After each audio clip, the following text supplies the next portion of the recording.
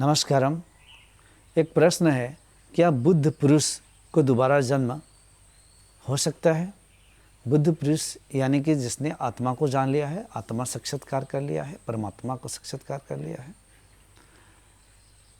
जो स्वयं का बोध कर लिया है, जो कि इनलाइटेंड है हम कहते हैं। तो क्या बुद्ध पुरुष का दोबारा जन्म हो सकता है, यह प्रश्न है।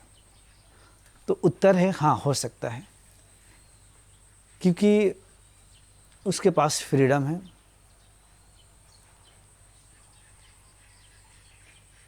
क्योंकि उसने फ्रीडम को पा लिया है। बुद्ध पुरुष जब यह शरीर त्यागता है तो त्यागने के समय उसके अंदर अभी भी जब शरीर है तो जीव तो है, इसमें जीव के अंदर के जो सूक्ष्म शरीर के अंदर जो चित्त है, वासनाएं हैं, संस्कार है, वो खत्म हो चुका है। लेकिन एक ना एक कोई संकल्प या इच्छा रह जाती है, जिसके वजह से वह जीव अभी भी शरीर में रहता है। अगर वो भी इच्छाएं छूट जाए या संकल्प कुछ, तो यह शरीर तुरंत वो जीव छोड़ देगा। और वो जीवात्मा या आत्मा अगर आपके सहस्रार चक्र ब्रह्मरंध्र से एग्जिट होता है तो दोबारा कभी भी जन्म नहीं होगा बुद्ध पुरुष का भी। अगर वह बुद्ध पुरुष एनलाइटेंड जो पर्सन है, अगर उसने संकल्प ले लिया है कि मुझे दोबारा फिर आना है कुछ काम को पूरा करने के लिए, तो कॉन्शियसली उसको दूसरे द्वारों से निकलना पड़ेगा, तो वह फिर से आ सकता है और अपने काम को पूरा कर सकता है। तो मूल बात यह है कि इधर से अगर निकला तो दोबारा नहीं आएगा, दूसरे रास्ते से निकलना पड़ेगा। क्योंकि यहाँ से एक बार निकलने के बाद वो ब्रह्म में प्रवेश हो गया, यानी कि उसकी सत्ता ही ख़त्म ही है। वो तो जब उसने रियलाइज़ कर लिया है सेल्फ को, तभी उसकी सारी सत्ता खत्म है। वो तो मुक्त ही है, वो तो स्व को बद्ध करके अनंत ही हो गया है। फिर भी एक कोई संकल्प के वजह से जो शरीर में सूक्ष्म जो शरीर है, जो आत्मा है, वो अंतिम क्षण जब निकलता है तो महापरिनिर्वाण की अवस्था आप समझ सकते हैं, या महासमाधि। उस वक्त अगर यहाँ से निकला तो दोबारा जन्म कभी नहीं हो सकता है। मूल बात यही है।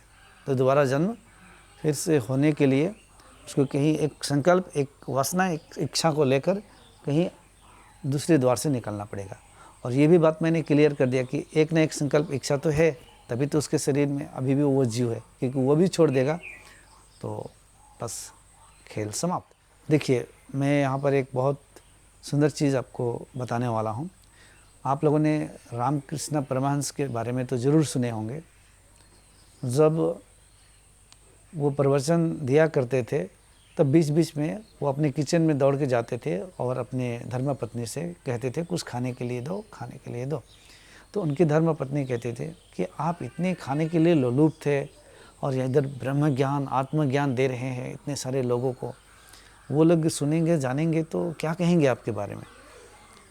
तो वो कहते हैं अपने पत्नी से कि देखो, मेरे अंदर में यही अंतिम एक इच्छा है, ये खाने का ही एक अंतिम इच्छा है, बाकी सारी इच्छाएं मेरी गिर गई है। और यही इच्छाएं अभी शरीर में रहने का एक बंधन है। अगर मैं ये इच्छा भी छोड़ दूं तो समझ जाना 3 दिन, जिस दिन छोड़ने के 3 दिन के अंदर मैं चल बसा हूँगा, ये शरीर मेरी पूर्ण रूप से छूट चुकी होगी। बस उनकी पत्नी ने सुनी, बस सीरियसली नहीं ली इस बात को। कुछ वर्षों के बाद ऐसा एक दिन आता है और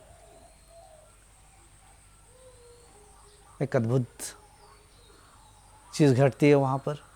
उनकी पत्नी थाल में खाना लेकर आती है। तो उस दिन रामकृष्ण परमहंस ने अपने मुंह मोड़ लेते हैं, अपने पीठ दिखा देते हैं, यानी कि अब खाना भी नहीं खाऊंगा। उस इच्छा को भी त्याग दिए। और ठीक उसको त्यागने के कई दिनों के अंदर, 3 या 4 दिन के अंदर वो शरीर त्याग देते हैं। तो वही एक इच्छा उनकी रह गई थी। तो ये मैं इसलिए कहा कि बुद्ध पुरुष के अंदर भी एक अंतिम कोई संकल्प, कोई एक इच्छा जगत कल्याण के लिए रह जाता है,